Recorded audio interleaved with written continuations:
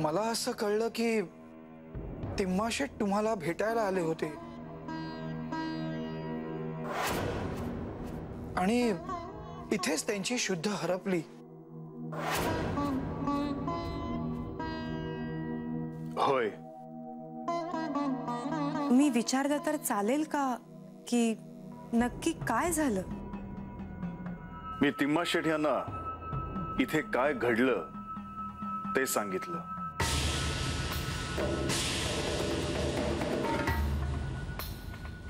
इथे बरंच काही घडलं आहे। आपण त्यांना नक्की काय सांगितलं?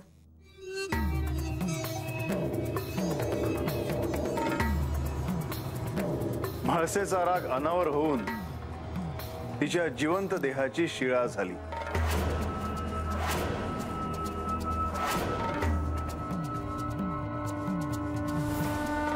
परंतु देवा, तिम्माशेठ सारख्या पापभीरू माणसाला हे सहन होणार नाही। स्वाभाविकच आहे की त्यांची शुद्ध हरपली। पण हे सर्व त्यांना सांगणे अत्यंत आवश्यक होते। नाही देवा,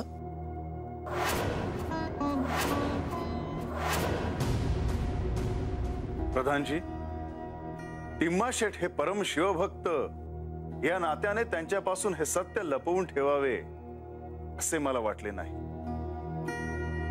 परंतु देवा, आणि दुसऱ्या कोणाकडून त्यांना कळले असते तर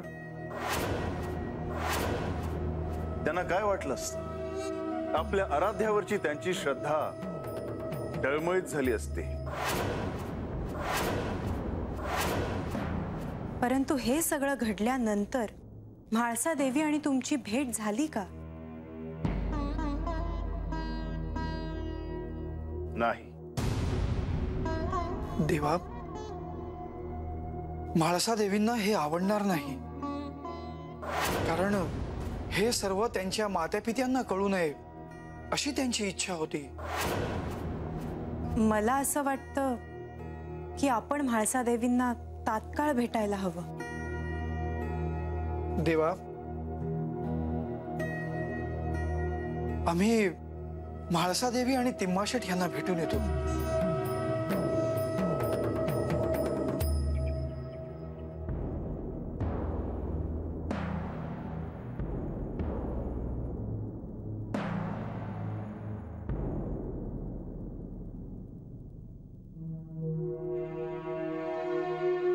देवा, प्रधानजी, माझी आपल्याला विनंती आहे की आपण लवकरात लवकर म्हाळसा देवींची भेट घ्यावी।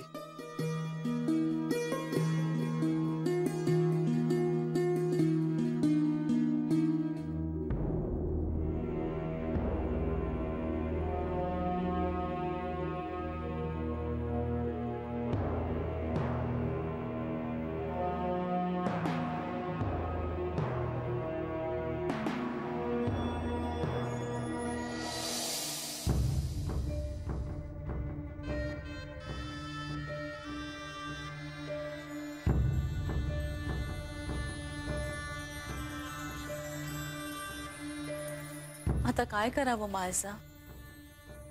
काय झालं असेल यांना?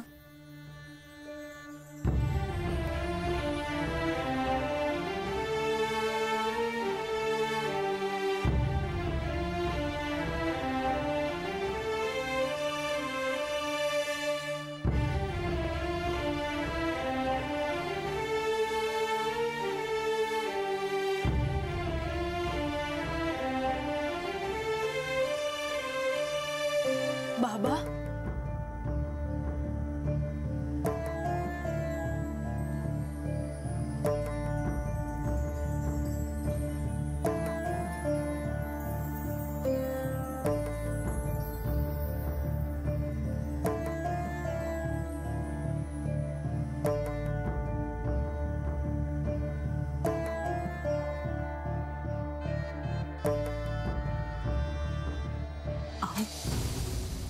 असं अचानक काय झालं तुम्हाला? सांगा ना। बाबा, तुम्हाला बरं वाटतंय का? आता थोडं बरं वाटतंय। अहो पण असं अचानक झालं तरी काय तुम्हाला? श्री खंडेरायांनी तुम्हाला भेटायला बोलवलं, तोवर तुमची प्रकृती बरी होती. पण बाबा, यांनी तुम्हाला काही सांगितलं का?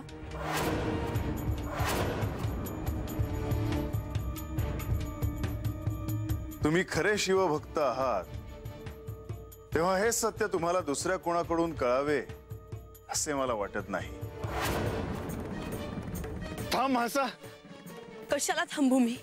कुणासाठी थांबू मी? नाही. खरंच का? हो. अहो पण मग तुमची प्रकृती अशी अचानक बिघडली कशी? सांगा ना मला. श्री खंडेराय तुम्हाला काय म्हणाले? काही नाही. आणि हे कसं झालं मला ठाऊक नाही. बाबा, नक्की काय झालं हे जर तुम्ही मला सांगणार नसाल तर मला यांनाच विचारावं लागेल.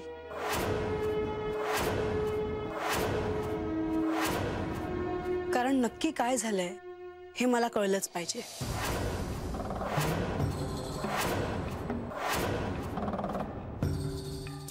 म्हाळसा,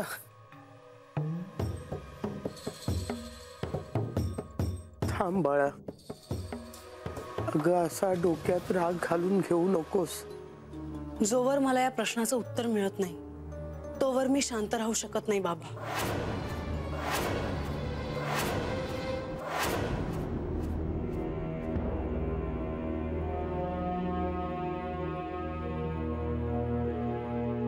नको नको तिमाशेठ,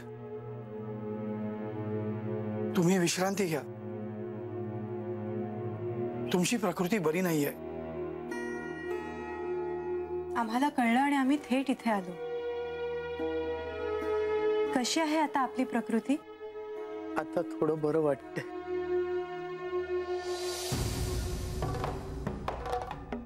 मला जरा आपल्याशी बोलायचे आहे.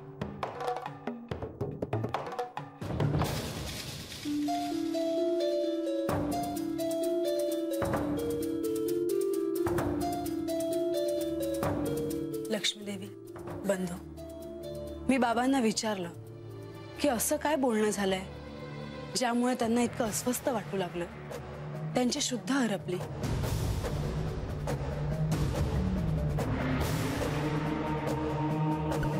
पण ते काहीच बोलत नाहीयेत. याबद्दल तुम्हाला काही ठाऊक आहे का? म्हाळसा देवी, मला असं वाटतं की आपल्याला खंडेरायच याबद्दल काहीतरी सांगू शकतील.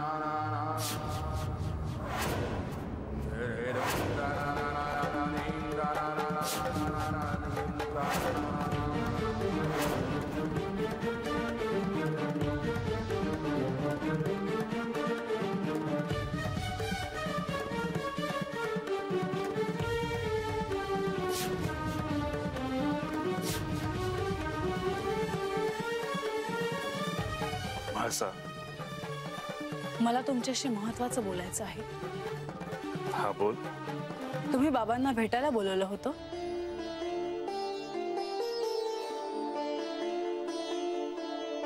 होय. तुम्हाला बाबांशी काय महत्त्वाचं बोलायचं होतं हे मला जाणून घ्यायचं आहे.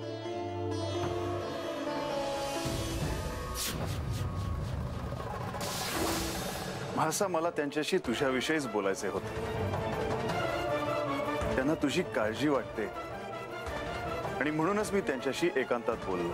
मला कळेल का तुमचं नक्की त्यांच्याशी काय बोलणं झालं ते? म्हाळसा, काय झाले? ते तुम्हाला चांगलंच ठाऊक आहे. तुम्ही बाबांना असं काहीतरी सांगितलं की ज्यामुळे त्यांची शुद्ध हरपली. तुम्ही त्यांना असं काय सांगितलं हे मला जाणून घ्यायचे आहे. बाबा मला काही सांगत नाहीयेत. किमान तुम्ही तरी मला सांगाल ही मी अपेक्षा करते. म्हाळसा, मी त्यांना इतकंच सांगितलं की राज्याभिषेकानंतर तुझ्या क्रोधाने आपली सीमा ओलांडली आणि नकळत तुझे एका शिळेत रूपांतर झाले. तुम्ही खरंच बाबांना शिळेविषयी सांगितलंत? होय. पण का? जी गोष्ट मी आईबाबांपासून दूर ठेवायचा प्रयत्न करत होते, नेमकी तीच गोष्ट तुम्ही सांगितलीत. का?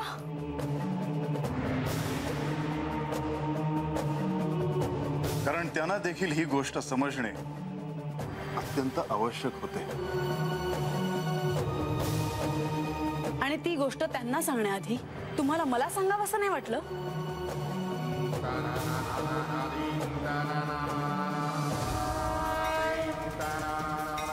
विवाहानंतर सासरी आपली मुलगी कशी आहे ही काळजी प्रत्येक माता पित्याला असते.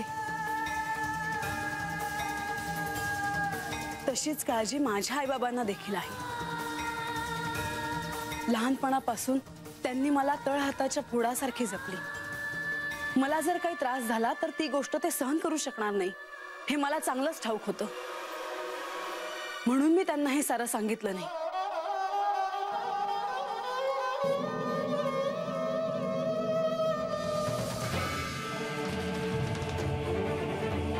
आणि तुम्ही त्यांना सांगितलं की रागाच्या भरात माझी शिळा झाली आहे. जे मी टाळायचा प्रयत्न करत होते तेच घडलं. ते हा धक्का पचवू शकले नाहीत आणि त्यांची शुद्ध हरपली. म्हाळसा, आज ना उद्या त्यांना ही गोष्ट समजली असती. तेव्हा इतरांकडून हे सर्व करण्यापेक्षा त्यांना मी आपणून सांगणे मला जास्त महत्वाचे वाटले. पण या साऱ्यात तुम्ही माझा कुठेही विचार केला नाहीत. तुम्ही मला कशाची कल्पना देखील दिली नाही. तुम्हाला हे सगळं योग्य वाटत असेल, पण मला हे अजिबात आवडलेलं नाही. तुम्ही मला याची कल्पना द्यायला हवी होती.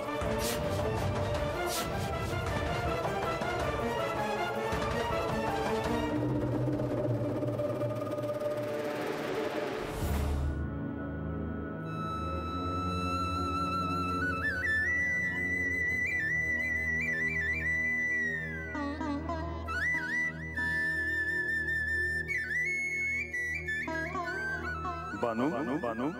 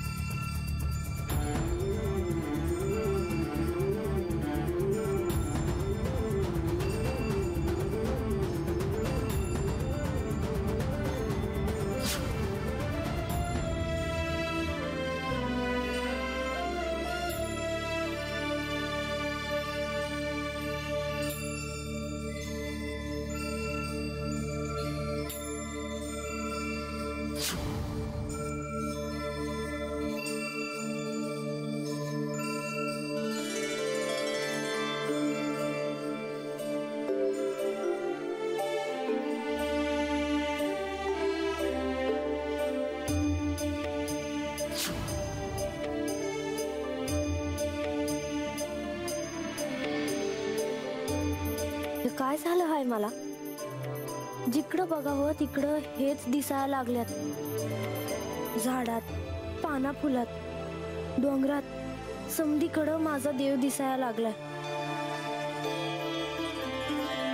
माझ्या जीवात जन्मभर तुम्हासनी दडून ठेवलंय, पण पर आता किती लपवणार?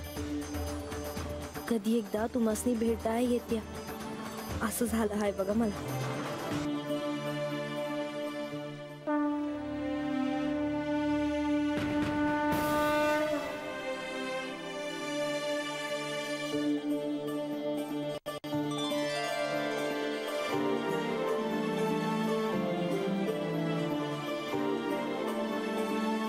देवा, प्रधानजी, आपण मला भेटायला येणार असं कळलं, आता काय सांगणार आहात? देवा, गडावर काय वातावरण झालं आहे. एका दिवसात तुम्ही सगळं चित्रच पालटून टाकलं. ते कसे? तिम्मा शेटना हे सांगून की त्यांच्या कन्येचं शिळेत रूपांतर झालं होतं.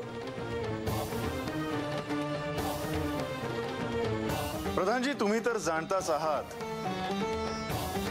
की मी त्यांना तसे का सांगितले. तिम्मा शेठ एक परम शिवभक्त आहेत, तेव्हा आराध्याच्या नात्याने मला त्यांच्यापासून सत्य लपवणे शक्य नाही. परंतु देवा, काय घडलं हे आपण पाहिलं. आपले सासरे बुवा मूर्छित झाले. क्षमा करा देवा, परंतु प्रत्यक्ष आग म्हणजे आपल्या सासूबाई दिवस रात्र रडतायत. आमच्या भगिनी म्हणजेच आपल्या सौभाग्यवती ह्या प्रसंगामुळे आपल्यावर रागावले आहेत. प्रधानजी, काय घडेल कसे घडेल याचा विचार मी नाही केलाय. परंतु देवा, यातून मार्ग कसा काढायचा हे मी ठरवलंय. गडावर शांतता कशी नांदेल ह्याचाही मी विचार केलाय. प्रधानजी, तुम्ही आहात म्हणून मी निश्चिंत आहे. देवा, हे तुम्ही असं म्हणता आणि सगळं माझ्या अंगाशी येतं. प्रधानजी, आता उपाय सांगता आहात ना?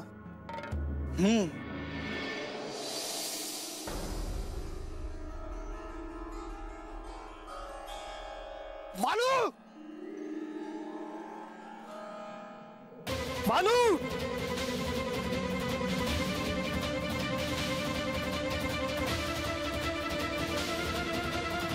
महाराज, त्यांना असं पळत यायला काय झालं तेव्हा?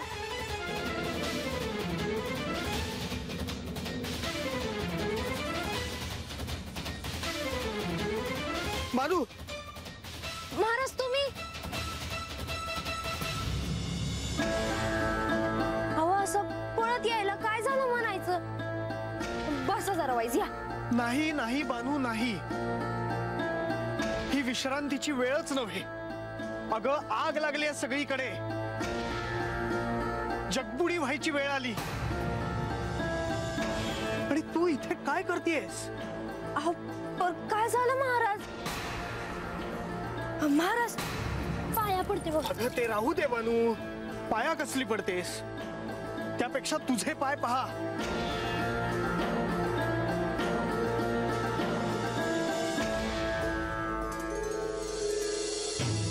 अहो, काय झालं? बानू, तू अजूनही अशी अनवाणी का फिरतेस?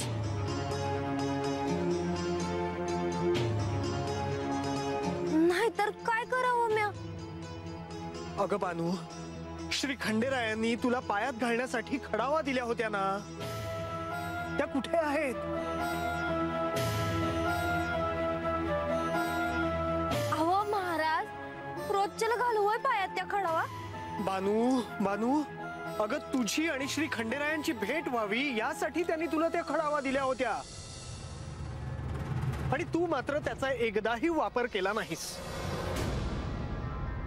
बानू, हीच ती योग्य वेळ आहे त्या खडावांचा उपयोग करण्याची.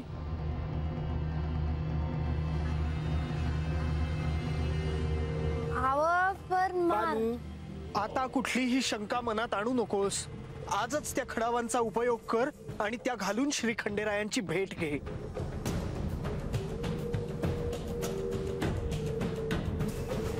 पर जाऊ कशी महाराज? बानू, मनात कुठे जायचे आहे त्याची फक्त इच्छा ठेव आणि त्या खडावा घाल.